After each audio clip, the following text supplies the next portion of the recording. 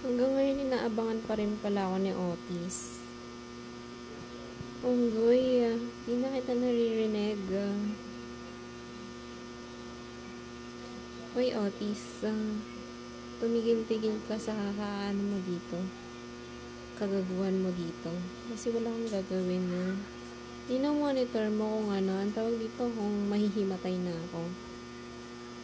Hindi ako mahihimatay, matutulog lang ako. Unless na may ginawa ka ulit, ganyan, habang natutulog ka ulit. May sakit pa ako kaya hindi ako lumalabas, tapos sinasaktan mo pa ako dito sa loob. Paano pa ako makakalabas? Autistic ka nga talaga. Otis. Pa-picture-picture ka pa dito. Hindi mo ako makikita, nakapatay ilaw. Wala cellphone, nanghihiram lang ako. Autistic.